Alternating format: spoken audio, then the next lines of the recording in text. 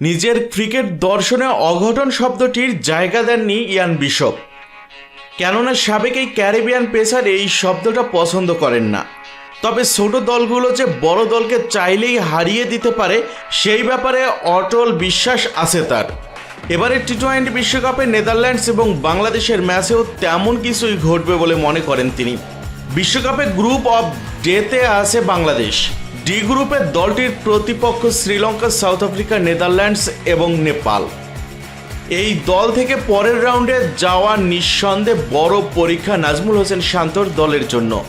ইয়ান বিশুবও এমনটাই মনে করেন। তবে জনপ্রিয় এই ধারাভাষ্যকারের মতে চলতি বিশ্বকাপে গ্রুপ পর্বের খেলায় বাংলাদেশকে হারিয়ে দিবে নেদারল্যান্ডস। এছাড়া ছোট দলগুলোর বিপক্ষে বাংলাদেশের হারের সম্ভাবনাও বেশি মনে করেন বিশপ। আর ডি গ্রুপে নেপালের দিকেও বাড়তি নজর দিচ্ছেন তিনি। এই প্রসঙ্গে প্রশ্ন করা হলে তিনি বলেন, আমরা গত কয়েকটি বিশ্বকাপে নতুন দলগুলো বড় দলকে হারাতে দেখেছি। আপনি সম্ভাবনার কথা যদি বলেন তাহলে আমি বলবো বাংলাদেশকে হারাবে নেদারল্যান্ডস। ছোট দলগুলোর কাছে হারের ঝুঁকি সবচেয়ে বেশি কোন দলের? সেটা অবশ্যই বাংলাদেশ। আমি নেপালের খেলা দেখতে মুখিয়ে আছি।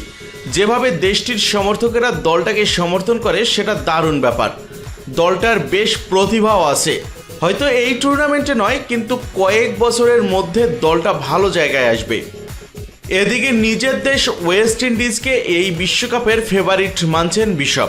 এছাড়া ভারতকেও সেরা দল বলছেন তিনি। তবে বোলিং দিক বিবেচনায় বিশপের সবচেয়ে পছন্দ পাকিস্তানকে। তিনি বলেন, টুর্নামেন্টের দুটি ফেভারিট দলের কথা বলতে গেলে স্বাগতিক ওয়েস্ট ইন্ডিজের কথা বলতে হবে। আশা করছি ওরা ব্যাটিং দিয়ে আমাদের শিরোপা এনে দিবে। আরেকটি দল হলো ভারত।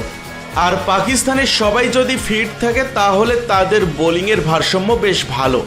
নাসিম শাহ, শাহিন শাহ আফ্রিদির সঙ্গে দলে ফেরা মোহাম্মদ আমির এবং ইমাদ ওয়াসিম আছে। তাদের যে প্রতিভা, সেদিক থেকে আমি পাকিস্তানের বোলিং আক্রমণকে সেরা বলবো।